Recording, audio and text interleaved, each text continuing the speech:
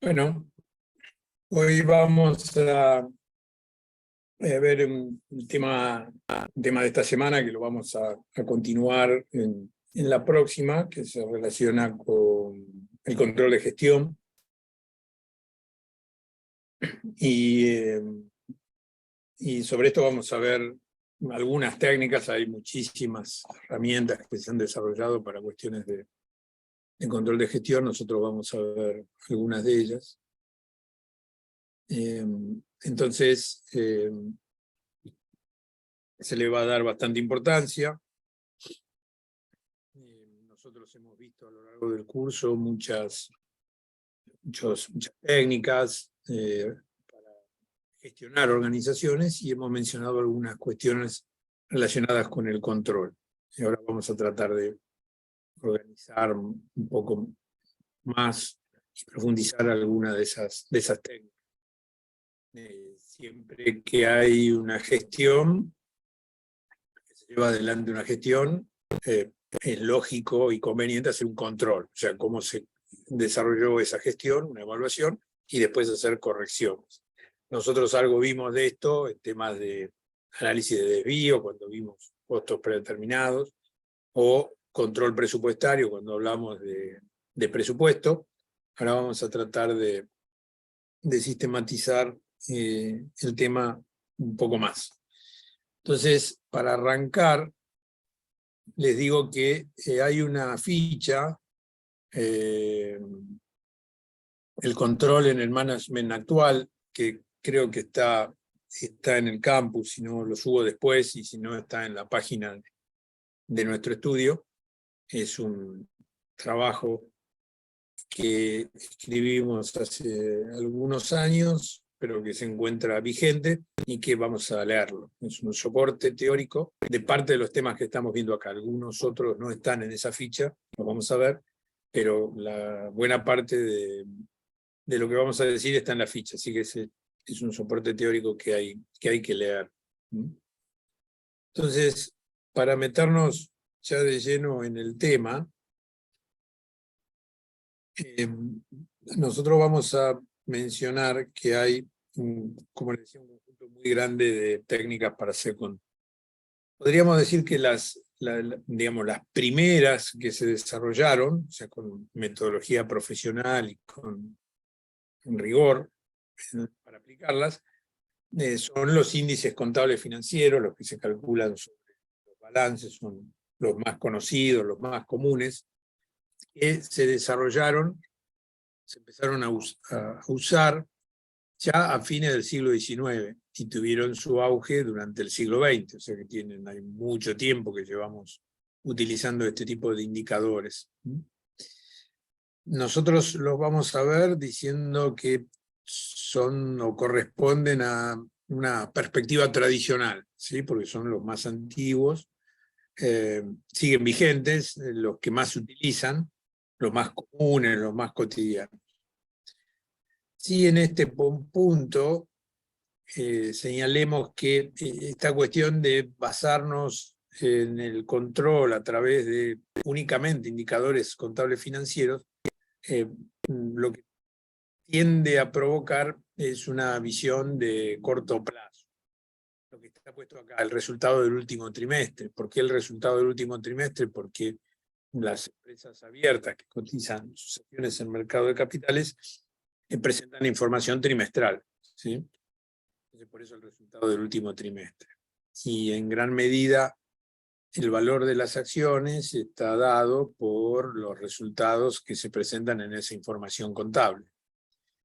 Y estar muy pendiente del resultado contable que se va a publicar para cada 3 meses, porque puede incidir en el valor de las acciones, y eso es un aspecto de la evaluación de la gestión que hacen los terceros. Estar muy pendiente de eso, o muy enfocado a lograr ese objetivo, puede llevar a que se descuiden algunos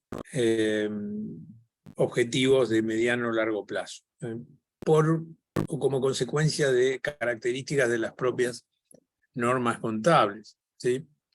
Por ejemplo, nosotros si pensamos a mediano o largo plazo, tenemos que hacer en las empresas, en las organizaciones, inversión en investigación y desarrollo, ¿sí? Porque si nosotros no desarrollamos nuevos productos, no investigamos, finalmente los productos que hacemos o los servicios que damos van a quedar obsoletos y vamos a ser superados por los competidores.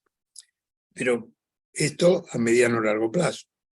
Por normas contables, casi siempre lo que se destina a investigación y desarrollo termina siendo una pérdida, un resultado del ejercicio. En consecuencia, observen ustedes, si yo quiero mejorar el balance en lo inmediato, podré dejar de hacer investigación y desarrollo para que dé mayor ganancia, porque estoy sacando esa pérdida. En lo inmediato hago un balance mejor, pero a mediano o largo plazo comprometo a la organización porque sabemos que para tener continuidad en la actividad, en los mercados y tener liderazgo como empresa, hay que hacer investigación y desarrollo. ¿Ven entonces cómo el resultado, el control de las organizaciones a través exclusivamente de los resultados económicos financieros pueden tener un sesgo hacia privilegiar la evaluación de situaciones de corto plazo y descuidar algunos aspectos de mediano o largo plazo, que son importantes para que la organización pueda sobrevivir, ¿eh? Entonces, el ejemplo de la investigación y desarrollo es un ejemplo. Otro ejemplo pueden obtenerlo en renovar o no renovar el activo fijo, o sea, cambiar las máquinas. Si yo tengo mis máquinas totalmente amortizadas, probablemente sigan funcionando, ¿sí? Pero ya no van a generar el costo de la amortización, porque ya están totalmente amortizadas. Entonces, voy a tener más ganancias, porque no voy a tener que computar amortizaciones, ni en el costo de los productos, ni en el costo de estructura. Entonces, puedo llegar a dilatar decisiones de reemplazo de equipos de activo fijo con el afán de no poner amortizaciones en los balances, no castigar los balances con amortizaciones y dar en lo inmediato un resultado peor. Desde luego, no hace falta decirlo, a mediano o largo plazo, si yo no renuevo mi activo fijo, quedo sin capacidad de producción, quedo con equipos obsoletos o deteriorados o desgastados que ya no me sirven. Entonces, estos son dos ejemplos de por qué el enfoque exclusivo de indicadores económicos financieros puede traer como consecuencia un sesgo al corto plazo que diluye el interés que hay que tener en el mediano o largo plazo, y no lo muestra. Diluye y no lo muestra. En la ficha a continuación tenemos una suerte de listado de herramientas de control según los niveles de la gestión que estemos tratando de controlar, ¿sí? Ustedes recordarán que cuando nosotros vimos en toma de decisiones, hablamos de que una de las clasificaciones más frecuentes era la clasificación en tipo de decisión estratégica, táctica y operativa, ¿no? Con determinadas características para cada uno de ellos. Ahora vamos a mencionar algunas de las herramientas de control que se utilizan en estos niveles, ¿no? Entonces, en estratégico, a nivel estratégico, podemos incluir los ratios económicos financieros que utilizan los inversores en acciones de nuestras empresas, que no son propietarios directos, ¿sí? Es decir, no son propietarios que ejercen la dirección de la organización, sino que son inversores que hoy compran una empresa, acciones de una empresa, y mañana pueden comprar acciones de otra empresa en mercados abiertos. Utilizan algunos ratios para decidir las inversiones. La inmensa mayoría son económicos financieros, como mencionamos antes, y bueno, se utilizan en ese plano. También se utilizan en el plano táctico, pero en el plano estratégico estos decisores, estos inversores los utilizan. Utilizan algunos otros más, unos cuantos más que se han desarrollado, que son por ahí un poquito más modernos.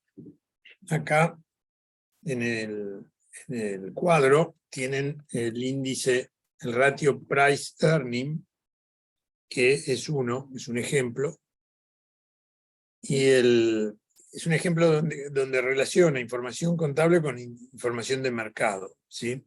Porque price, la inclusión del precio, se refiere al precio de la acción en los mercados, ¿sí?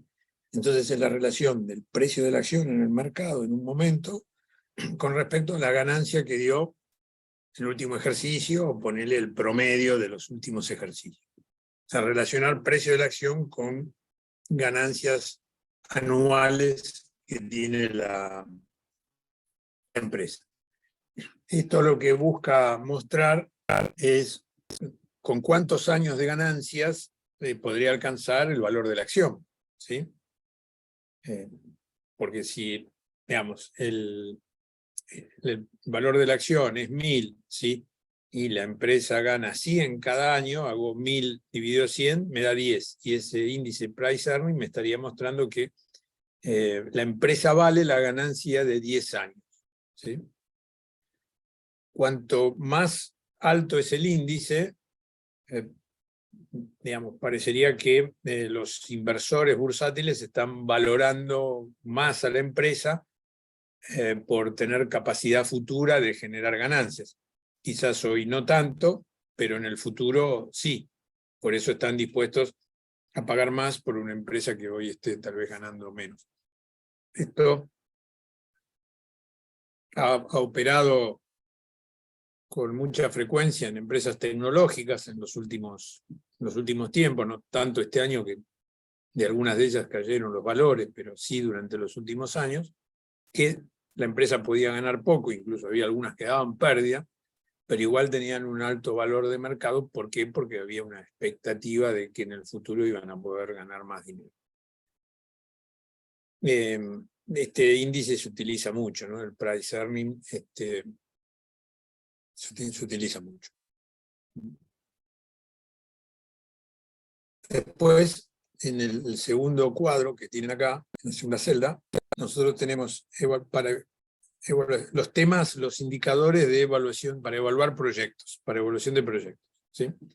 Para ver si un proyecto conviene llevarlo adelante, si un negocio conviene desarrollarlo o no, comparar unos con otros.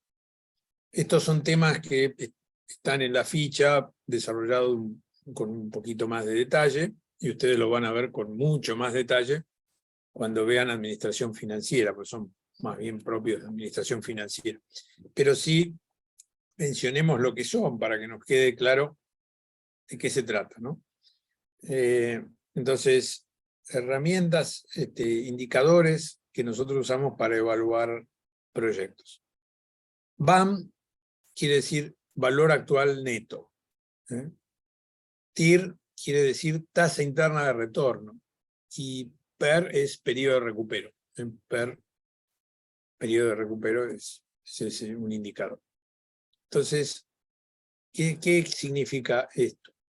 Significa que nosotros, cuando evaluamos un negocio, evaluamos un proyecto, construimos un flujo de fondos, un cash flow, pero no para el año siguiente, como hacíamos en los presupuestos, sino para unos cuantos años, ¿sí? Donde en ese cash flow, que es el flujo de fondos del proyecto, habrá inversiones iniciales y después cobros de dividendos o ganancias de esas inversiones a lo largo del tiempo. Como esto cubre periodos prolongados, a veces 3 años, 5 años, 10 años, 20 años, nosotros tenemos que tener en consideración que una suma de dinero de hoy no vale lo mismo que la misma suma dentro de 10 años.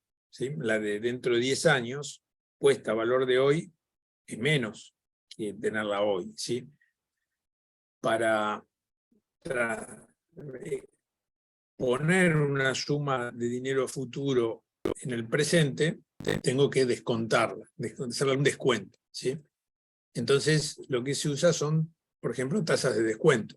Entonces, yo digo, construyo el flujo de fondos y lo descuento con alguna tasa para los distintos desembolsos o cobros que va a haber en el futuro puedan evaluarse como moneda de hoy, ¿sí? Y así se calcula el valor actual neto.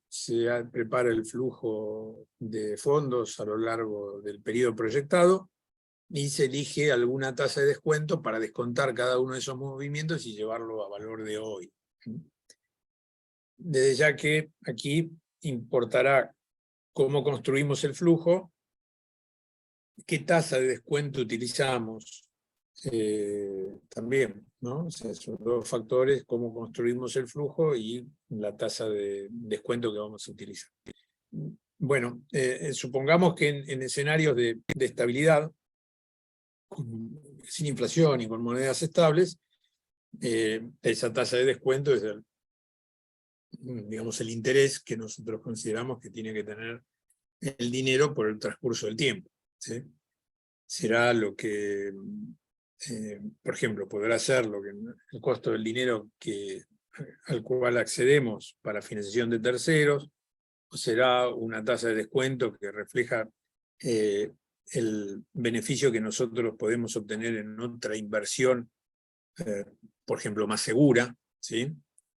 Yo puedo tener un negocio que tiene algunos niveles de riesgo, o mi dinero destinarlo a comprar títulos de deuda de países, digamos, centrales, que no están libres de riesgo, no los de Argentina, sino de Norteamérica, por ejemplo. Entonces yo puedo decir, bueno, si lo descuento con la tasa de interés libre de riesgo, es digamos, el valor mínimo que tengo que recibir, ¿sí? Tendría que usar una tasa más alta porque mi negocio rinda más que una tasa libre de riesgo. Entonces, seguramente en lugar de descontar al 3% anual, descontaré al 5, al 6 y hallaré el valor actual neto de esa manera. Puedo hacer varios casos, ¿no? O sea, con varias tasas y calcular cuánto da el valor actual. Puedo también pensar varios flujos. Los flujos pueden armarse en moneda corriente si estamos en economías estables, o si no tengo que considerar algún esquema para reflejar la inflación si estamos en entornos turbulentos como el nuestro, ¿no? Entonces después esa tasa de interés, si nuestro flujo lo hacemos en moneda corriente, entonces que ya le estamos metiendo inflación, tenemos que considerar una tasa de interés que tenga una parte que cubra la inflación. Son los problemas que estuvimos viendo cuando hablamos de presupuestos en entornos inflacionarios. Pero ese sería el concepto del valor actual neto.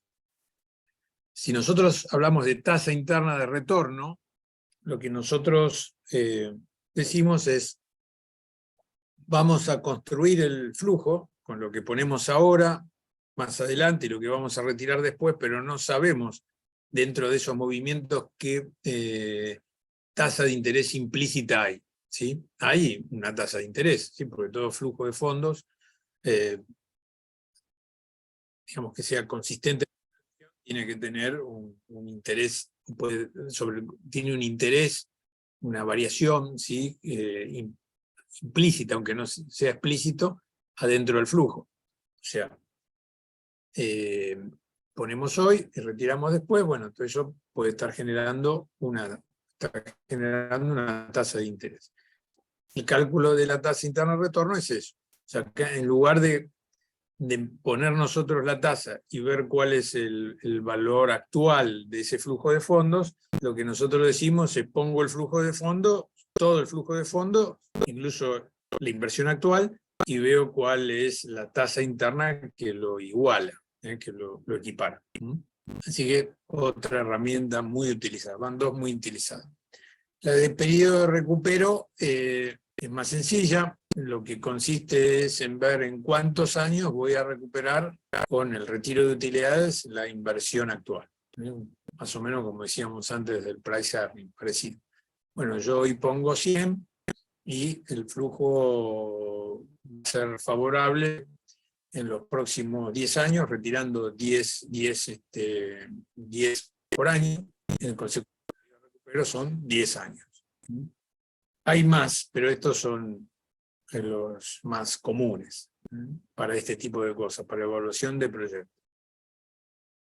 En la otra celda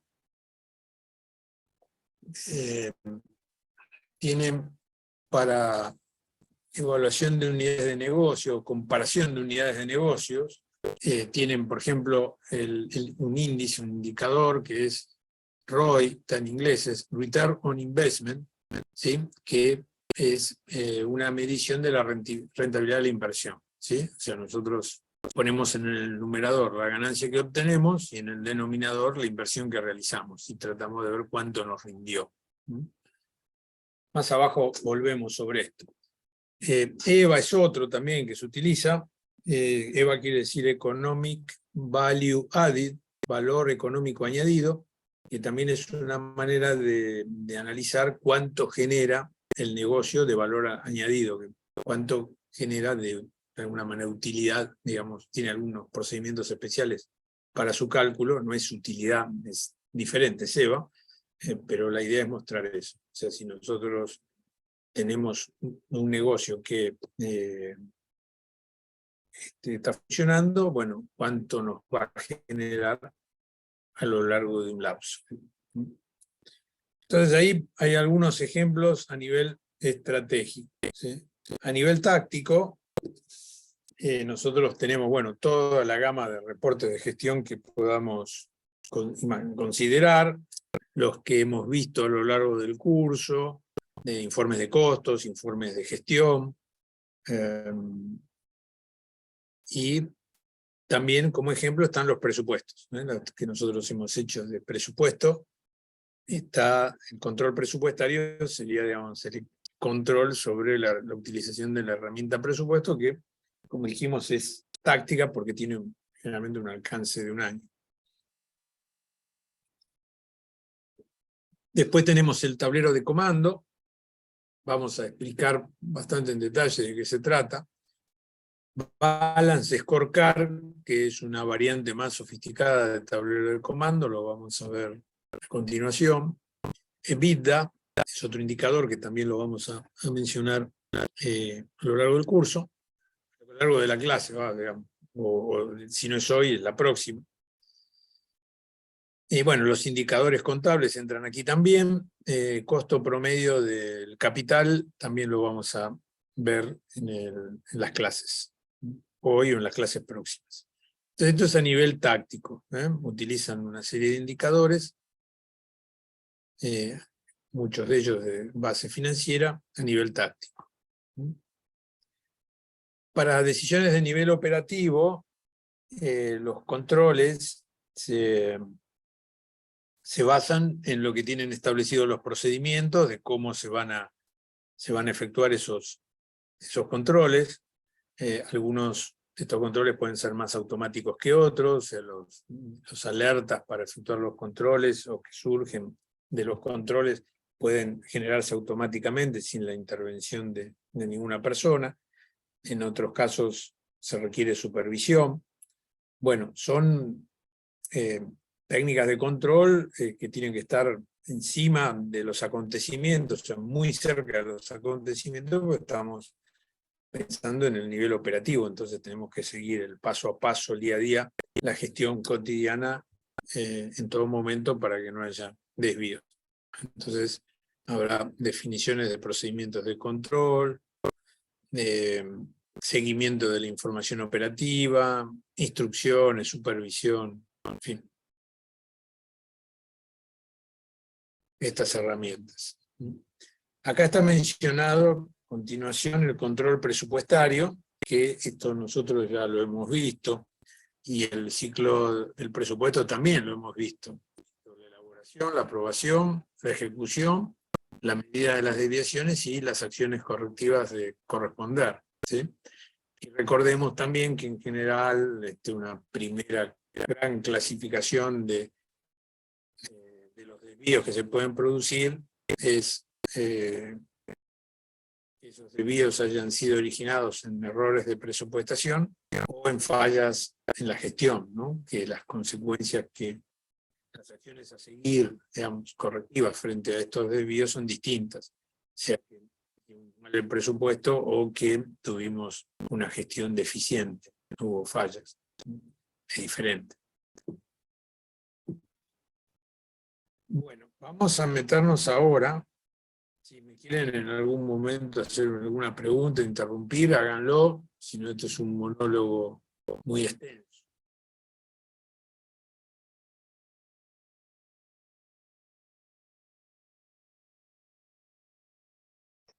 Todo bien, profe. Muy bien. Entonces vamos a mirar ahora esto, ¿no? Acá en esta primera fila aparecen 4 conceptos. Control de gestión, auditoría de estados contables, auditoría operativa y control interno. Que tienen puntos en común, pero son distintos y no deberíamos confundirlos. Tenemos que saber qué es cada uno y a qué se apunta con cada uno de ellos, ¿sí? Así que nos vamos a meter ahora los próximos minutos en analizar esta cuestión. Bueno, arranquemos por el control de gestión. Si nosotros hablamos de control de gestión, lo que estamos diciendo es que tratamos de controlar cómo se está llevando a cabo la gestión, ¿sí? Si se está cumpliendo con las pautas, con los programas, con la estrategia que tiene la organización, con los presupuestos, los planes, las metas, los objetivos que se han establecido, o no. El control de gestión utilizará la herramienta que sea más eficiente para esto. Entonces, dentro del control de gestión, nosotros utilizaremos información contable, financiera, o sea, balances de gestión, pero muchos otros datos que reflejan la performance de la gestión sin que necesariamente sean económicos, ¿no? O monetarios, ¿sí? Pueden ser otras medidas que nos pueden estar, nos van a indicar cómo evoluciona la gestión. Generalmente se hacen reportes de gestión que tienen distintas partes, con distintos datos. Nosotros tenemos que conformar ese reporte de gestión con la captura de la información que sea relevante para la organización y su toma de decisiones. Nos tenemos que someter a las mejores técnicas, pero la evaluación de las técnicas a utilizar es desde el punto de vista que sean correctas para el propósito que tenemos. No nos tenemos que ceñir a alguna normativa especial, o sea, no hay normas contables para los reportes de gestión, ¿sí? Nosotros podemos armar un reporte de gestión con costeo variable, si nos sirve para nuestros propósitos, y nosotros sabemos que no podemos armar un balance de publicación con costeo variable. Así que el control de gestión apunta a esto, se mueve, como acabo de decir, los reportes de gestión se pueden generar internamente, muchas compañías tienen un área de control de gestión, tienen a veces un controller que se ocupa de realizar, llevar adelante el control dentro de la organización. Y puede consultarse a personas ajenas a la organización, si por una cuestión técnica o por una cuestión de tercerización conviene hacerlo, pero esto perfectamente, el control de gestión y la generación de los reportes para hacer control de gestión, lo podemos hacer internamente y es lo más común que se haga así. Esto lo diferencia de la auditoría de los estados contables. Cuando nosotros hablamos de auditoría de estados contables, estamos pensando en los reportes de información financiera que veíamos en la primera clase, ¿no? Reportes para la gestión administrativa, reportes de información financiera. Los estados contables es información que se usa, la propia compañía la usan los terceros y la usan los propietarios de la empresa, los accionistas, para tomar decisiones sobre dar o no dar dividendos, comprar o vender las acciones, si estamos haciendo, por ejemplo, operando en mercados accionarios.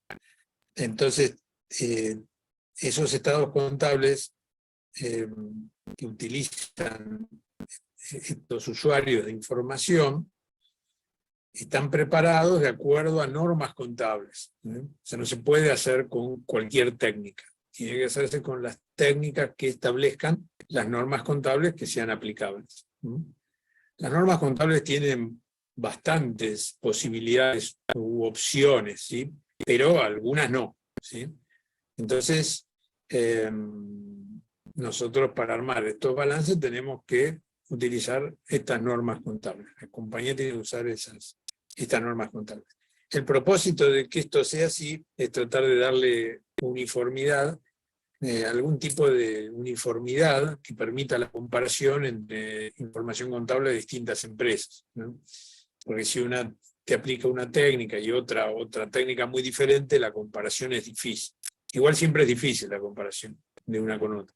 Pero, digamos, el tema que existan normas contables que haya que cumplir ayuda a la posibilidad de comparar la performance o la información de una compañía con respecto a la otra. Entonces estas normas contables tendrán criterios para apropiar los resultados y también para valorizar los activos y pasivos. El trabajo de auditoría de estados contables lo tiene que hacer los contadores, está dentro del área específica de los contadores. Control de gestión lo puede hacer, digamos, cualquier profesional, digamos, o alguien que no sea profesional, ¿sí? Pero un ingeniero puede hacer control de gestión, un administrador puede hacer control de gestión, un economista, un contador, etc. En la auditoría de estados contables la tiene que hacer un contador. Y además tiene que ser independiente, o sea, no puede ser un empleado de la empresa, tiene que ser independiente de la empresa, ¿sí? ¿Por qué es esto? Esto es porque, como digamos, esa información la van a manejar terceros, el hecho del que da su opinión de auditoría sea una persona independiente de la organización, le da más confianza, más confiabilidad a esa información, porque tiene que actuar con independencia y no estar influido por sus propios intereses que lo pueden llevar a, digamos, podrían llevarlo a distorsionar algún dato. Entonces es independiente. Nosotros cuando dijimos control de gestión, dijimos que puede ser dentro de la compañía, pero a veces esto también se maneja con bastante cuidado, porque el que hace el control de gestión tiene que tener, puede estar dentro de la compañía, pero también tiene que tener un criterio profesional autónomo, independiente. Si el que hace control de gestión del área comercial depende del gerente comercial, probablemente va a tener influencias o presiones para que el control de gestión sea favorable a esa área, para que así el gerente logra mejores resultados. Entonces, en las compañías el área de control suele reportar a un directivo alto dentro de la organización, por ejemplo un controller, o al directorio, ¿sí? Pero no a cada departamento. Tiene que tener alguna independencia interna. Pero el auditor de estados contables es externo, ¿sí? Tiene que ser un estudio externo.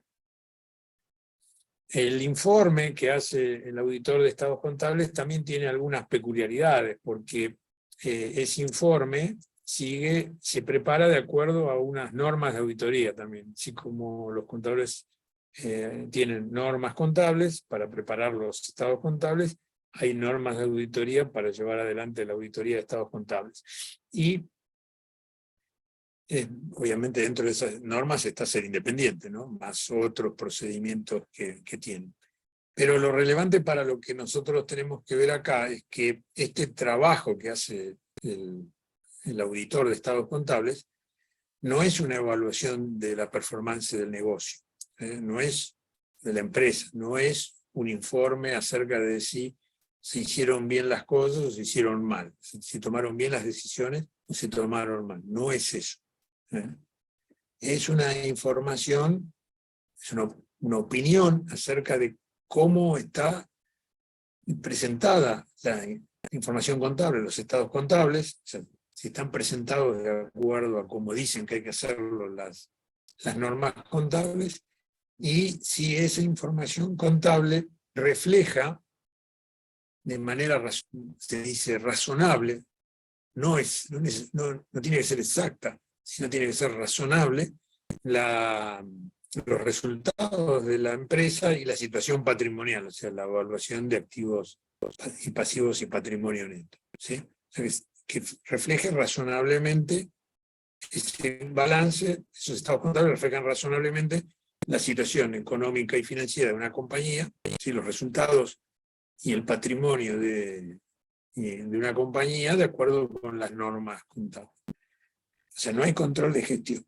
pero tampoco el informe del auditor nos va a decir que se ha reducido a cero la posibilidad de que haya errores u omisiones en esa información contable, y también nos va a decir que no se ha reducido a cero la posibilidad de que haya existido algún fraude. No tiene como propósito este análisis, este trabajo del auditor de los estados contables, opinar acerca de si la información contable es perfecta y si está totalmente libre de fraudes, ¿no? Sí tiene que hacerlo a algún nivel de confianza, de seguridad adecuado, de manera tal que si hay algún error grave, omisión grave, se olvidaron de incluir en el balance algún activo importante, se olvidaron de reflejar alguna línea de transacciones, ¿sí? Bueno, él lo encuentra haciendo el trabajo de auditoría y se puede corregir antes de terminar el balance. También si hay algún fraude importante, por los trabajos que hace el auditor de estados contables, debería ser detectado, pero no si hay cosas pequeñas. Esto es una aclaración que siempre se hace para ver el alcance, digamos, y lo que te informa un informe de auditoría de estados contables. No te informa otra cosa, informa lo que acabo de comentar.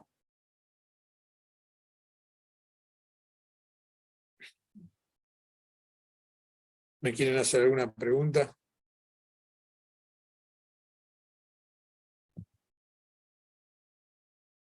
Todo claro por ahora.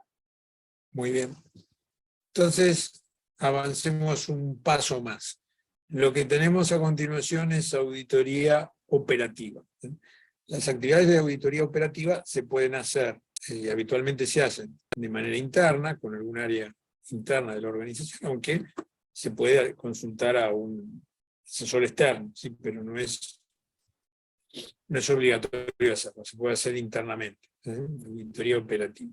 La auditoría operativa apunta a ver los procesos, encontrar la mejor forma de llevar adelante las operaciones, detectar las deficiencias en cómo se hacen los procedimientos. A eso apunta la auditoría operativa. Tiene una connotación menos económica y más de tarea, de ejecución de tareas, de fabricación, de prestación de servicios, y no puede incluir algunas cuestiones económicas, pero en realidad está apuntando más hacia lo operativo. Entonces, cuando se hace una auditoría operativa, se analiza, bueno, si el procedimiento es adecuado, si se desarrolla de manera eficiente, si tiene las mejores prácticas para lograr un resultado mejor, esas cuestiones. Entonces, eso es lo que hace la auditoría operativa, revisar procedimientos apuntando a que las tareas o operaciones dentro de las compañías se desarrollen de la forma mejor. Y el control interno, ¿sí?, que tiene relación con la auditoría operativa, pero cuando hablamos de control interno, nos referimos principalmente a verificar dos aspectos, ¿sí? Uno, que todos los sistemas de información capturen de manera íntegra los datos que tienen que capturar, ¿sí? Es decir, que nuestro sistema contable, ¿sí?, capture todas las transacciones que se han realizado y no nos deje, por ejemplo, sin incluir las ventas de una sucursal, porque tuvo una falla y quedaron afuera. Entonces, el control interno apunta a que verificar que el sistema capture toda la información que tiene que tener, y también sirve el control interno para prevenir o evitar que se produzcan, intentar evitar que se produzcan fraudes. Siempre cuando nosotros hacemos un análisis de control interno, veremos qué procesos, qué procedimientos hay que minimizan la posibilidad de que haya fraudes. Por ejemplo, procedimientos donde hay oposición de intereses entre dos partes de la organización y de alguna manera se controlan a sí mismos. El ejemplo típico aquí es los vendedores y los que autorizan los montos de crédito asignados a los clientes, ¿sí? El vendedor es comercial, trata de vender lo máximo posible, le pone límite ilimitado de crédito a los clientes, compren todo lo que quieran, ¿sí? El de finanzas hará una evaluación y dirá, bueno, no, a este cliente se le pone un límite de crédito de 5 millones y no se le vende financiado más que eso, alguna evaluación que hizo.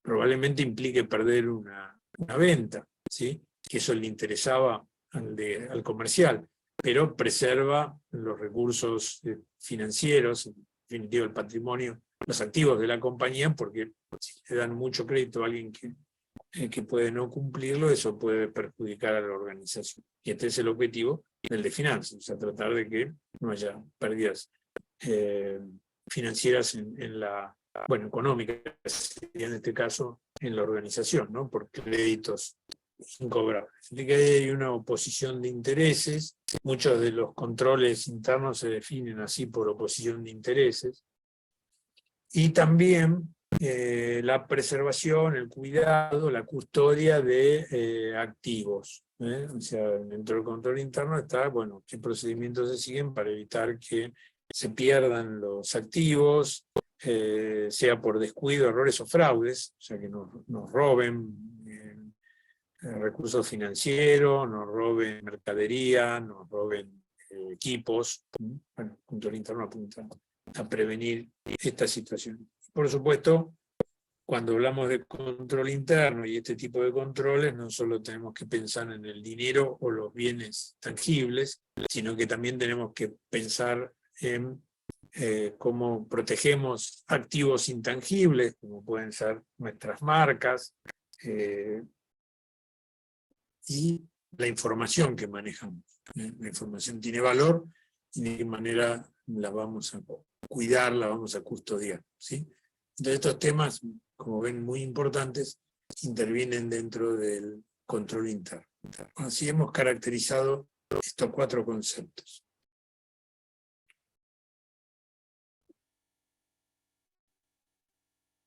Aquí en la ficha, a continuación, tienen enunciado esta regla económica del control, ¿sí? Es algo muy básico, casi obvio. Nosotros, si vamos a llevar adelante o hacer un control, tenemos que analizar antes de ejecutarlo cuánto cuesta hacer la tarea de control y qué tipo de riesgo estamos previniendo con el control. O sea, ¿qué podríamos llegar a perder si no hacemos el control? ¿Sí? Entonces allí vamos a ver que vamos a hacer el control cuando el costo del control sea más bajo de que la posible pérdida que evitamos haciendo el control. ¿Sí? Por ejemplo, yo puedo tener muchísimas saldos de cuentas, hablando de todo incobrables, pequeños saldos de cuentas, y tal vez no interesa controlar si están perfectamente bien cada uno de esos saldos, si no hay alguna cuestión que se escapa, porque son de poco monta, de poca significación. De todas maneras, hoy lo estábamos viendo esto, ¿no? Este tema. Pensemos que a veces un monto de un saldo puede ser pequeñito, pero si nosotros manejamos muchísimas cuentas con saldos pequeños, podríamos estar expuestos a un fraude grande, que se hace a través de muchas sumas pequeñas. Entonces ahí siempre hay que calibrar bien, porque tal vez, aunque individualmente parecería que la relación económica y otro no se cumple, si lo pensamos en su conjunto sí se cumple. La idea siguiente que tenemos consignada aquí es tratar de buscar procesos que se autocontrolen, ¿sí? Que haya controles automáticos. Los japoneses lo llaman pokayoke. ¿Por qué nos va a interesar procesos que se autocontrolan? Porque el costo de control, y si es un autocontrol, es mínimo, porque generalmente es automático, ¿sí? Entonces no hay costo, es un control muy económico. El autocontrol versus la supervisión. Aquí la idea subyacente es que es una organización mejor si sus integrantes tienen capacidad para autocontrolarse y no necesitan de tanta supervisión. Saben hacer las cosas bien, las hacen bien, saben darse cuenta si algo salió mal y reportarlo, y pueden ahorrar niveles de supervisión que tienen alto costo. Así que el autocontrol versus la supervisión apunta a esto. O sea, buscar el autocontrol y conseguirlo efectivamente nos puede permitir obtener ahorros en actividades de supervisión, que es lo que está preparado. Bueno, vamos a avanzar un poco. El punto siguiente es el tema del tablero de comando. Nosotros vimos indicadores económicos financieros basados en información contable que se desarrollaron a principios, pongamos el énfasis a principios del siglo pasado, ¿sí? Se desarrollaron mucho, pero un poco después, hacia los años 40 del siglo pasado, se empezaron a desarrollar los conceptos relacionados con los tableros de comando.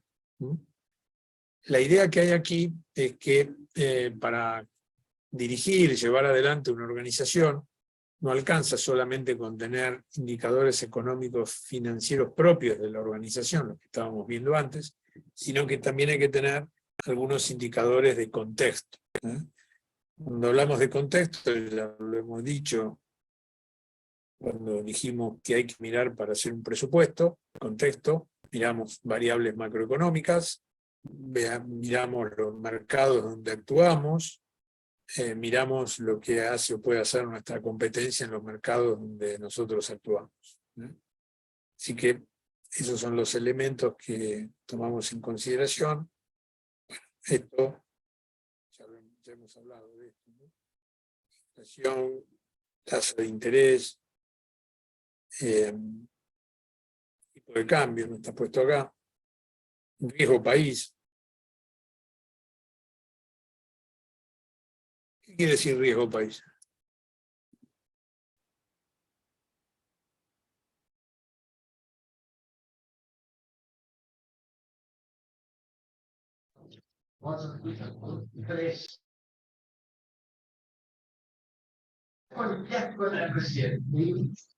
Es la tasa de interés que pagamos o que se paga por los bonos argentinos. Bueno, por ahí va. Tiene una vueltita de tuerca, ¿no? Lo del riesgo país, pero esa es la idea. La medición del riesgo país apunta a reflejar cuánto más, ¿sí? Tiene de interés un Estado respecto de lo que se consideran bonos libres de riesgo, que son los bonos del Estado norteamericano, del Tesoro norteamericano. ¿Sí? O sea, es un poco menos que la tasa de interés del bono, la tasa de interés implícita del bono, no la de emisión, sino la que se obtiene analizando la cotización. Es como una tasa interna de retorno. ¿Sí? Ese riesgo país es la tasa, para decirlo groseramente, es la tasa interna de retorno del bono deducido el interés de los bonos del Tesoro norteamericano. Entonces es una medida de lo que, digamos, del castigo en tasa de interés que sufre un país por encima de lo que paga Estados Unidos, porque es un entorno, es una economía de riesgo, o es un estado de riesgo. Bueno, esto se toma en consideración porque habitualmente se piensa que lo más seguro que hay dentro de la emisión de un país, ¿sí? Son los bonos del Estado, ¿sí? O sea, emisores de bonos está el Estado Nacional, los estados provinciales, municipalidades, empresas emiten bonos, todos emiten bonos, o muchos pueden emitir bonos y algunos lo hacen. Y en general se dice que, bueno, el que tiene el riesgo más bajo es el que hace el Estado Nacional, ¿no? En Estados Unidos, el Tesoro de los Estados Unidos, es el bono libre de riesgo. Entonces todas las demás empresas tienen que estar por arriba porque tienen un riesgo adicional. Bueno, Argentina no es así, y los bonos de las empresas argentinas tienen menos TIR que el riesgo país. El riesgo país medido sobre los bonos del Estado argentino es más alto que la TIR que dan los bonos emitidos por las empresas argentinas que cotizan en el mundo, cotizan los bonos. Pero es una medida importante porque en general si el riesgo, lo que se espera es que el riesgo de un país sea bajo y en consecuencia que también sea bajo la tasa de financiación que pagan las empresas de ese país. Como Argentina no ocurre así, esto es un problema limita la posibilidad de financiamiento de las empresas en el exterior, lo hace más difícil y más costoso. Aunque no llegue a ser tan costoso, porque hoy digamos, nadie va a emitir a la tasa de riesgo país que tiene la Argentina en este momento. Ninguna empresa va a emitir un bono con esa tasa de interés porque no tendría sentido. Y aparte lo puede colocar a tasa mucho menor.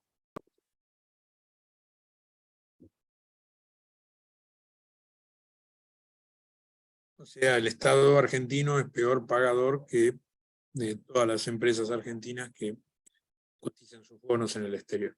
O es percibido como peor pagador.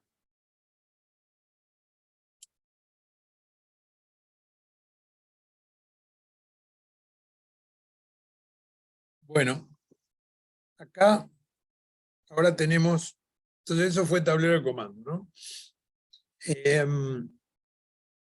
Viniéndonos más aquí, más hacia el presente, tenemos el desarrollo de una herramienta que se llama Balance Scorecard o cuadro de mando integral o tarjeta de valoración equilibrada, como estas son traducciones, digamos, de Balance Scorecard.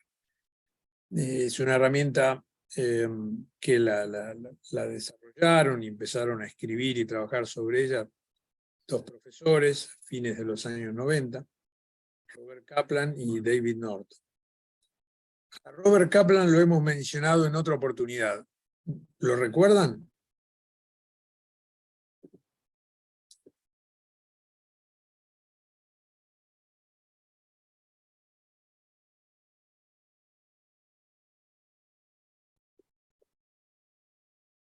No, a mí me suena, pero no me acuerdo.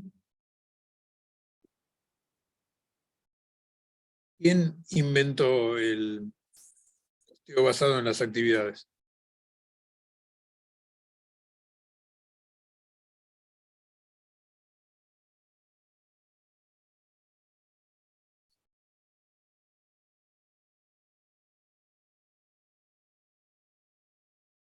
Recuerden que dijimos que lo que aprendemos en este curso es acumulativo.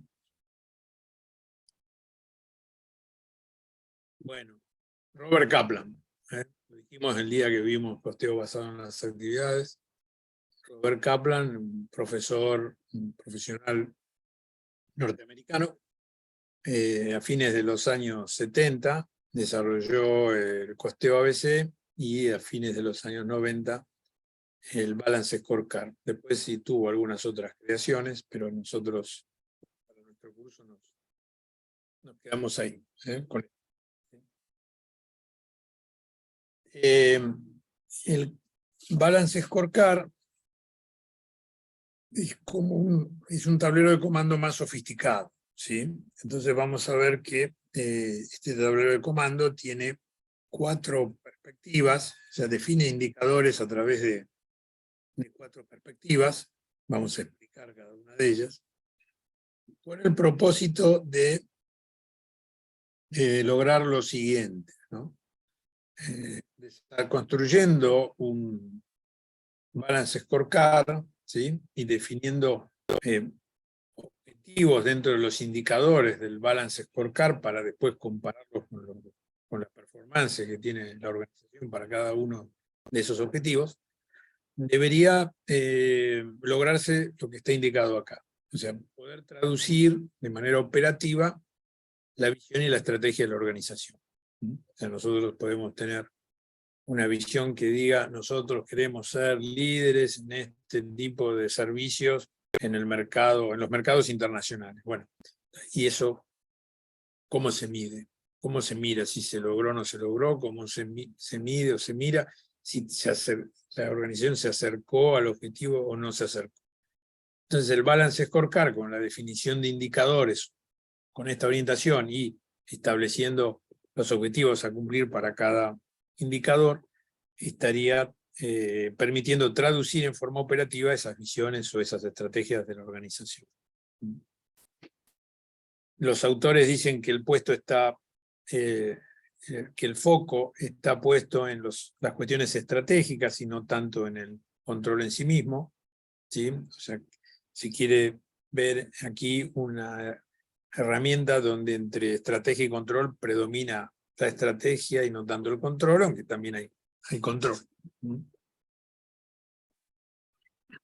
Reúne un conjunto coherente de indicadores de gestión. Esto es importante porque los indicadores del desempeño de la gestión tienen que ser consistentes entre sí y los objetivos que se planteen para cada indicador también tienen que ser consistentes entre sí. Por ejemplo, acá ahora algo parecido a lo que estamos diciendo viene esto, ¿no? Que el Balance Scorecard permitiría evitar metas u objetivos contrapuestos que se chocan entre sí, ¿no? Y el ejemplo que está puesto ahí es dar servicios a bajo precio, pero a su vez muy personalizados. Y esto es difícil, porque cuando personalizamos, el precio, cuando customizamos, el precio tiende a aumentar. Para bajar el precio tenemos que automatizar, y si automatizamos, no estamos personalizando. Entonces, la definición de estas metas, de los objetivos, de los niveles o indicadores del Balance Scorecard, nos ayudaría a evitar metas contrapuestas. Acá, vean este ejemplo, esto dice cursos a medida sin company con precios de cursos estándar, ¿no? ¿Por qué dice esto? Esto lo dice porque el ejemplo que vamos a ver a continuación es de indicadores para una entidad educativa que dicta curso de posgrado. Esto lo hicimos hace algunos años, un trabajo inspirado en un trabajo de campo hace algunos años para un instituto. Y fíjense ustedes aquí, si damos cursos a medida para una empresa, no pueden tener los mismos precios que los cursos estándar que damos en nuestras aulas. Entonces, estas cuestiones del desarrollo de estos indicadores aparecen con más facilidad y nos evitan, digamos, tener inconsistencias o incoherencias entre todos estos indicadores. Por eso dice que asegura la consistencia estratégica. Bueno, esto le está agregado porque justamente estábamos hablando de medida y estandarizado, ¿no? Porter, probablemente lo hayan oído hablar de él en la materia, hace gran clasificación entre estrategias que se orientan a bajar los costos y otras estrategias que se orientan a diferenciar los productos o servicios que se ofrecen en el mercado. Cuando uno ataca o persigue estratégicamente lograr la diferenciación, está tratando de ser distinto y por lo tanto es tener un precio mejor. No es así, si uno lleva adelante una estrategia de costos, bueno, tendrá que minimizar los costos para tratar de ganar más, porque no va a estar poniendo foco en la diferenciación, que es lo que te permite cobrar precio diferencial. No solo precio diferencial, un precio más alto. Bueno, de alguna manera de esto lo hablamos en la reunión pasada. Entonces, vamos a ver las 4 perspectivas del Balance Scorecard de los amigos Kaplan y Norton, que están puestos acá. Y los ejemplos que se incluyen son, como les decía, justamente de una entidad capacitadora de nivel universitario. Entonces, la perspectiva financiera, ¿sí?, es, bueno, son los índices económicos financieros que estábamos viendo, y ya hablamos de este tema de estar focalizado en el corto plazo y lo de los problemas. Acá tienen algunos ejemplos, los mencionamos antes, algunos de estos. EVA, sobre inversiones, ROI, porcentaje de rentabilidad neta, calcular, por ejemplo, la ganancia respecto de la venta, porcentaje de rentabilidad sobre la venta, sobre los activos, sobre el patrimonio, no, relacionar la ganancia con alguna otra variable. Rentabilidad del proyecto, ciclo de caja. Bueno, vamos a ver después algunos de estos. Acá está puesto el ROI, ¿sí? Beneficio, resultado antes de impuestos e intereses, dividido la inversión, ¿sí?, los activos puestos para generar ese beneficio. Es el resultado antes de intereses porque la inversión, lo que nosotros tenemos invertido, lo podemos estar financiando con capital propio o con capital de terceros. Entonces, digamos, meteríamos una distorsión si metemos los intereses en el numerador, y abajo en inversión no hay una diferenciación entre lo que es de terceros o propio, porque el interés es lo que le pagamos los terceros. Entonces, este indicador permite comparar, ¿sí?, si la performance de distintas áreas de una empresa o divisiones de una empresa. Y suele ser atractivo para terceros porque se ve muy fácil de comparar con otro, ¿no? O sea, porque vos tenés cuánto da y cuánto he invertido para tener eso, y ya se ve, y lo podés comparar con otros negocios. Como problema para utilizar el ROI, hay un ejemplo el ROI lo puse acá, está puesto acá como un ejemplo, ¿no?, de un índice que tiene aspectos positivos y algunos problemas. Entonces, ¿qué problema tiene? Bueno, la definición de qué activos integran la inversión y cómo se evalúan, qué valor le damos a esos activos. Obviamente, como están en el denominador, va a cambiar la relación, que pongamos ahí en el denominador. Y bueno, esta idea que está puesta acá, ¿no?, diferencias entre diversos proyectos que pueden ser rechazados en una filial, pero resultar convenientes a nivel global. Esto apunta a que la rentabilidad, el ROI de alguna área de una organización puede ser superior al ROI que obtiene la corporación a nivel global. Entonces, en esa parte donde se obtienen como rendimientos más altos, podrían desecharse algunos proyectos porque son inferiores a ese rendimiento, pero que a nivel global podrían ser aceptados porque el rendimiento global es más chico. La relación, el porcentaje de rendimiento global es menor. Entonces, es muy común en muchas empresas, ¿sí?, que ocurran este tipo de situaciones.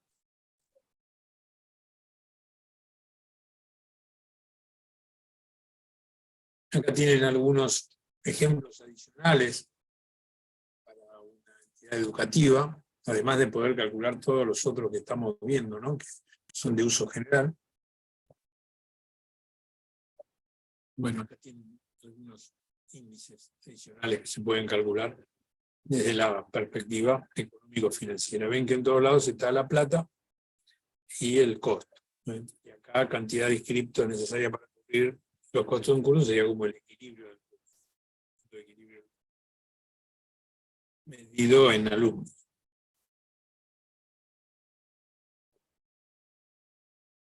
La segunda perspectiva es la perspectiva del cliente. Bueno, esta perspectiva intenta reflejar a través de los indicadores que resulten pertinentes si los clientes están satisfechos con lo que nosotros hacemos, el servicio que damos, los productos que vendemos, son fieles a nosotros, nos siguen comprando a nosotros, y también debería darnos información acerca de cómo estamos posicionados en el mercado respecto de nuestros competidores, ¿sí?, qué lugar ocupamos, qué cuota de mercado, qué participación de mercado tenemos, qué valoración hace el mercado de nosotros. Bueno, esto tiene relación con la valoración que hacen los clientes, ¿no? Y también deberíamos incluir alguna forma de detectar necesidades no satisfechas de los clientes para generar nuevos servicios o productos a ofrecerles. Acá tienen ejemplos. Medición de la satisfacción de los clientes, retención de clientes, nuevos clientes, rentabilidad de clientes. Vean que los primeros no miden resultado económico, ¿sí? Hay que buscar otras mediciones y otras formas de medirlo. Recién podemos hablar de algún resultado económico cuando hablemos del cálculo de la rentabilidad del cliente. Pero la satisfacción del cliente serán porcentajes que están conformes con el producto o servicio que nosotros le vendimos, ¿no? No plata. Y para una organización educativa se utilizará o se utiliza con mucha frecuencia evaluaciones preguntándole a los alumnos qué opinan de los cursos, están satisfechos, ¿no?, qué opinan de los docentes, y a veces también preguntándole a los docentes qué opinan de los alumnos. En una entidad educativa, ¿quién es el cliente?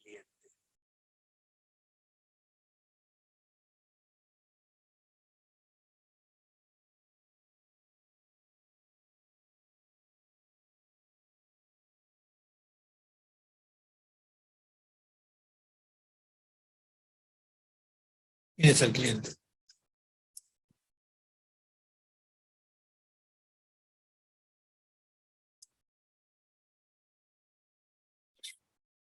Bueno. Marcelo opina que es los alumnos, ¿no? Y con frecuencia se lo ve así, así, ¿no? O sea, que digamos, el cliente es el alumno. Pero a veces a mí me divierte darlo vuelta, ¿sí? Y es decir, el cliente es el profesor, ¿sí? Si está contento con la performance de sus alumnos, le pone un distinguido, o le pone nota más alta. Si no está satisfecho con la performance de los alumnos, le pone nota más baja, ¿eh? Me divierte darlo vuelta. Pero normalmente para este tipo de análisis se suele medir la satisfacción de los estudiantes, la conformidad con los profes, con la forma de evaluar, con la infraestructura, etc. También se suele definir como un índice de perspectiva del cliente cómo es valorada entidad educativa a nivel de la comunidad, cómo califica en rankings de entidades educativas en distintos ámbitos, nacionales o internacionales. Otro también puede ser qué porcentaje de alumnos vuelven a tomar cursos y qué porcentaje de alumnos ingresan por recomendación, ¿no? Porque eso significa que alguien ha hablado bien de los cursos que da esa entidad. Bueno, acá hay varios ejemplos más. Benchmarking con otras entidades. Nosotros ya sabemos lo que es benchmarking. Bueno, en educación también se hace benchmarking con bastante frecuencia, comparando la oferta educativa que tiene una institución con respecto a las otras, comparando también sus aranceles, por ejemplo.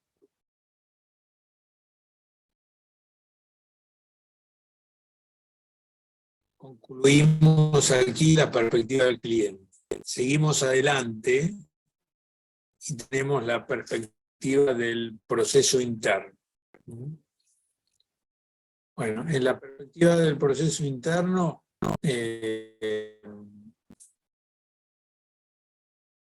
nosotros tenemos que buscar indicadores que nos muestren el desenvolvimiento o desempeño de los procesos. ¿Se acuerdan cuando decíamos auditoría operativa? Que estamos controlando cómo se ejecutan, cómo son los procesos. Bueno, acá está relacionado con eso, ¿sí? Son los procesos, que lo hacemos de la mejor forma posible, los costos, los tiempos involucrados. Ahí tenemos que definir indicadores para medir esto. ¿Qué hacemos en cuanto a innovación? Siempre hay un indicador muy famoso, es el de 3M, la compañía 3M, ¿sí? Que hace la cinta Scotch y un montón de otros productos. Entonces ellos tienen una regla que dice el 70% de la venta de un año tiene que haber sido obtenida por lanzamientos de productos de los últimos 5 años. Fíjense ustedes cómo esta meta, traducida en números verificables, estaría imponiendo a esa organización para cumplirla un esfuerzo innovador importantísimo, ¿no? Porque es muy difícil lograr que productos nuevos lanzados en los últimos 5 años te cubran el 70% de las ventas. Es muy exigente en cuanto a innovación. Bueno, acá también tienen algunos indicadores: eficacia del ciclo de fabricación, tiempo de proceso dividido tiempo de producción efectiva, y el tiempo de producción efectiva incluye tiempo de proceso, más tiempo de inspección, más tiempo de transporte, más tiempo de espera. Una relación, ¿sí? Para trabajar efectivamente en un proceso, bueno, ¿cuánto tiempo necesitamos? Otras etapas necesitamos para hacer esa relación, ¿no? Vean acá en el denominador, que es este tiempo de producción efectivo, está el tiempo de proceso y otras etapas más.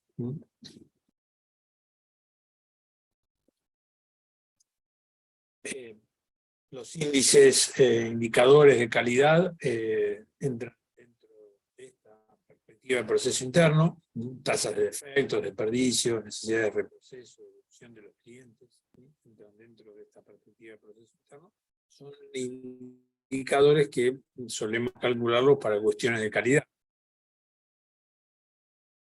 Y acá hay ejemplos para la entidad educativa.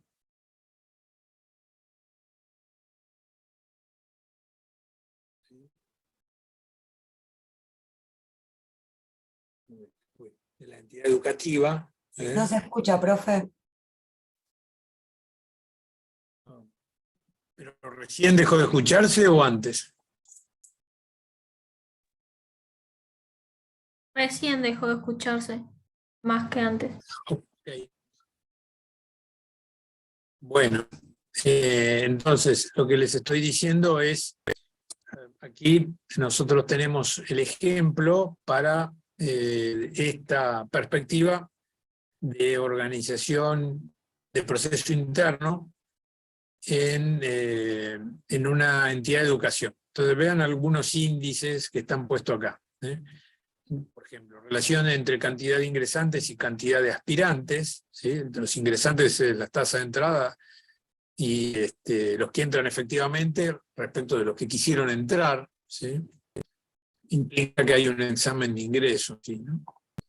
Relación entre egresados e ingresantes, o sea, cuántos entran y cuántos salen, cuántos empiezan los estudios y cuántos los concluyen, cantidad de horas cátedra por curso, cantidad de horas de estudio por curso, egresados que continúan desarrollando tareas docentes o de investigación. Bueno, entonces son índices muy importantes para medir desde esta perspectiva el desempeño de una entidad educativa. Y tenemos algunos más respecto de innovación y desarrollo científico, porcentaje de carreras nuevas sobre el total de la oferta, esto para ver si vamos innovando, agregando nuevas carreras, nuevos estudios, ¿sí? Otras medidas que nada que ver con eso, la cantidad de congresos que se realizan, porque también apunta al desarrollo científico y la difusión, si se hacen muchos congresos o pocos, si hay investigación o no hay investigación y con qué magnitud, o sea, cuántos profesores investigan, cuántos investigadores hay, cuántas publicaciones científicas se realizan por año, ¿sí? Estos son indicadores muy importantes para una entidad universitaria. Si hay o no convenios y cantidad con otras entidades educativas, premios que obtienen los docentes o investigadores, ¿sí? Los indicadores importantes para esta dimensión, para esta perspectiva del proceso interno. Los temas de calidad también influyen en este punto. En el tema de educación, las cuestiones de calidad suelen tener certificaciones especiales, organizaciones internacionales o organizaciones nacionales se dedican a acreditar las carreras, las universidades, las facultades, los cursos, haciendo comprobaciones de que se cumplen ciertos estándares de calidad que establecen generalmente esas propias entidades, certificadores.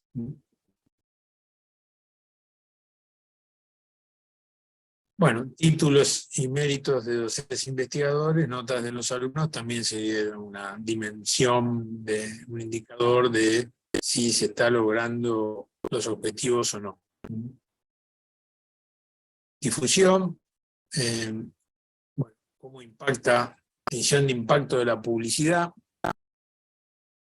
Muchas universidades o institutos de capacitación universitario hacen difusión en distintos medios. Bueno, habría que medir cómo impacta, esa publicidad cómo impacta, ¿no? Este es un indicador que lo podrían poner también dentro de la perspectiva del cliente, ¿no? Está puesto acá un tema del proceso de difusión, pero como tiene una relación tan estrecha con los posibles clientes, podría ir en la otra parte. Y después tenemos aquí mencionado seguimiento de los egresados, o sea, generalmente las universidades buscan hacer actividades para que los egresados no pierdan contacto con la universidad, porque así les permite, bueno, ofrecerles más capacitación, conocer se desenvolvieron en su trayectoria laboral posterior, y esto puede ser revelador o ilustrativo para los estudiantes actuales, transmiten la experiencia de los viejos hacia los nuevos, convenios de pasantías por prácticas laborales que se puedan hacer, y actividades de extensión, ¿sí? Y aquí son las actividades que hacen las entidades educativas con empresas o actividades dirigidas a la comunidad como actividades culturales o educativas de difusión general que se hacen entre la comunidad. Generalmente cualquier institución, organización dedicada a la capacitación, a la formación, tiene que tener un contacto con la comunidad. Cualquier empresa lo tiene, digamos, con más razón, una organización destinada a dar capacitación y formación. También medir si hay aportes u opinión en temas de interés general. Digamos, los profesores publican en revistas científicas sus trabajos, como lo mencionábamos anteriormente. En general hay revistas, digamos, donde hay una evaluación de los trabajos, y si pasan los trabajos, si son publicados los trabajos, significa que han sido evaluados por expertos que dicen que el trabajo tiene valor científico para ser publicados. Acá en este punto no sería tan riguroso porque, bueno, estaría referido a que los profesores o investigadores de un centro de capacitación escriban artículos en medios de difusión, en publicaciones de diarios, o en blogs, o en redes, o participen en programas de divulgación. Entonces, es la presencia que hay, no ya en un medio específicamente científico, sino en un medio general.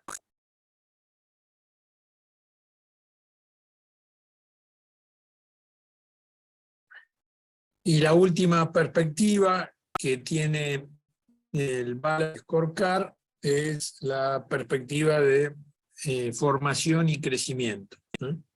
Esto está apuntando a mantener indicadores que nos puedan mostrar si se cuenta con la infraestructura suficiente para soportar el crecimiento a largo plazo, mediano o largo plazo, ¿sí? Esto no es el sentido de mencionar aquí infraestructura, es con un sentido amplio, no solamente se apunta infraestructura a bienes físicos, sino también a cuestiones que hacen a las personas, o se tratan las personas, para que puedan desarrollarse, capacitarse y crecer dentro de la organización, y también cómo se manejan los temas de sistemas para que cada vez sean mejores, den más información, sean más completos, sean bases de datos más amplias. Entonces, los puntos que están acá son de personal, ¿no? Valor agregado del empleado, satisfacción del empleado, propuestas de mejora que presentan los empleados, ¿sí? Y aquí, en organizaciones educativas, vean, también principalmente estos que están consignados aquí se relacionan con el personal, rotación de docentes. En general, si hay mucha rotación de docentes no es bueno, ¿sí?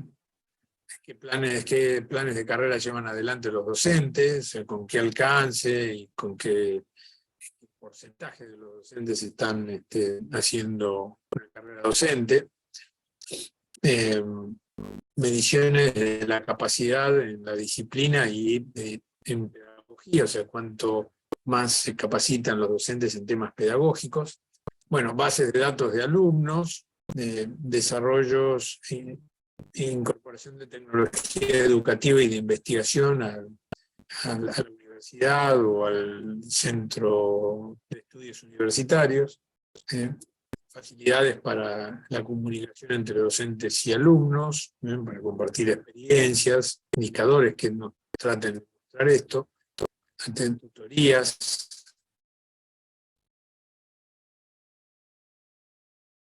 desarrollo de sistemas de gestión eficientes. Bueno, esto es bastante amplio, aplicaría para cualquier entidad, ¿no? De esta perspectiva, dentro de formación y crecimiento.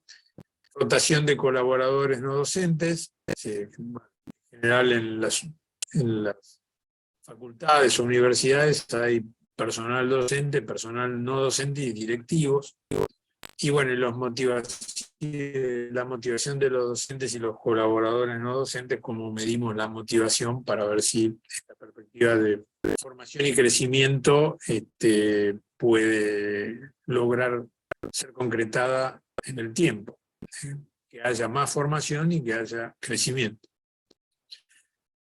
Los autores también han señalado en los trabajos algunas barreras de la implementación del Balance Scorecard, que en definitiva son obstáculos para cumplir con los objetivos que señalábamos al principio, ¿no? Cada barrera tiene relación con objetivos. Llevar adelante ese objetivo se tropieza con esta barrera. Entonces habrá dificultades para transformar la visión y la misión de la organización en acciones concretas y medibles, así como antes decíamos, la estrategia se transforma en indicadores objetivamente verificables. Bueno, esto no es fácil de hacer, de encontrar el índice adecuado, la medición adecuada, que sea verdaderamente representativa, genera alguna dificultad, alguna controversia, inclusive dentro de la organización. Bueno, esto es una barrera que hay que sortear. Después otros problemas que hay son que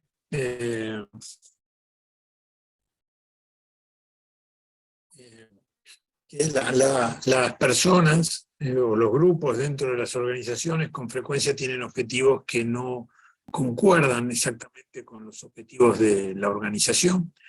Este es un problema muy importante y sobre el cual desde hace mucho tiempo se habla, porque en general lo que se busca es que las personas tengan objetivos que no colisionen con los de la organización, que compartan los objetivos de la organización y que también los objetivos personales no choquen con los de la organización, que puedan desarrollarse las personas en la organización y fuera de la organización sin comprometer a la organización o que la organización le cambie los objetivos personales.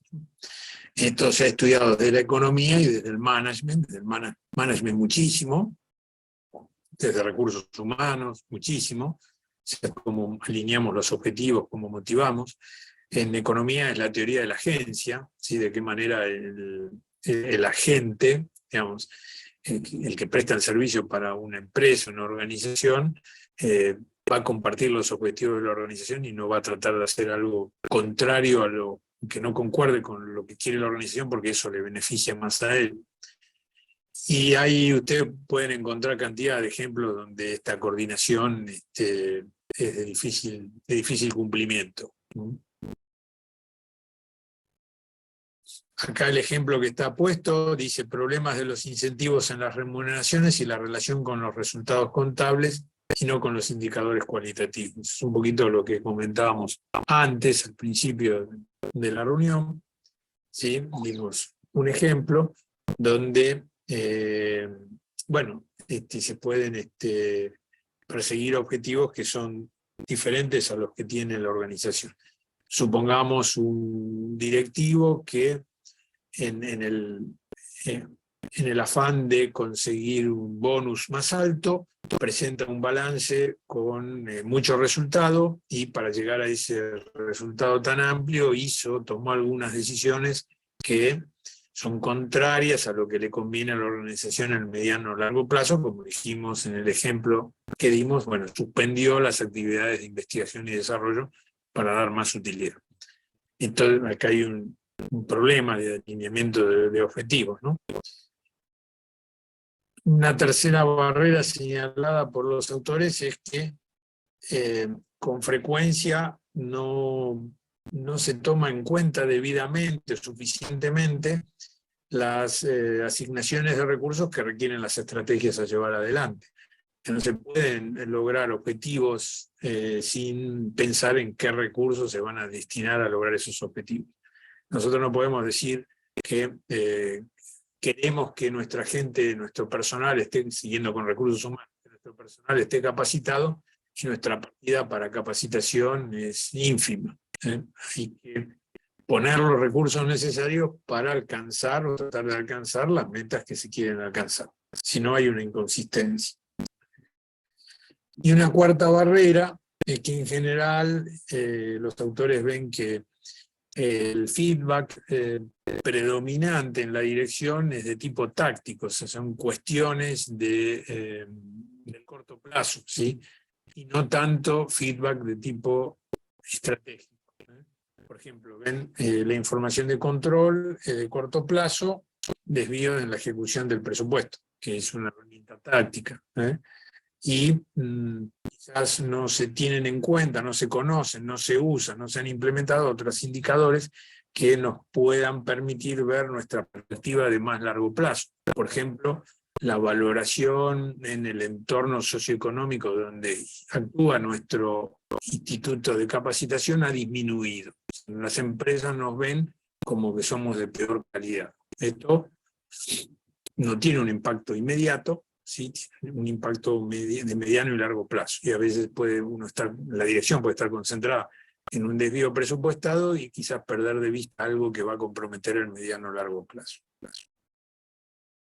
Bueno, acá concluye esta parte y lo que viene después lo vamos a dejar para las próximas clases porque ya es bastante tarde y es ver concretamente algunos índices financieros, económicos financieros, cómo se calculan y qué representan.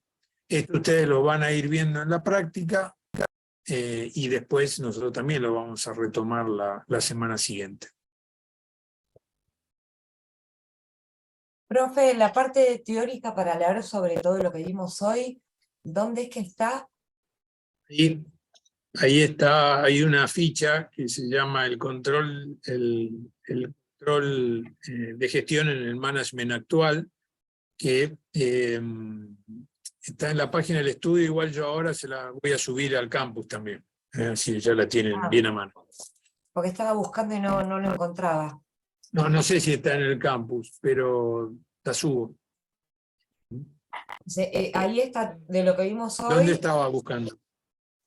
Me fijé en el campus y en su página, a ver si lo encontraba en algún Bien. lado, pero no. Pero tiene que estar. Pero bueno, ahora lo subo igual en el campus.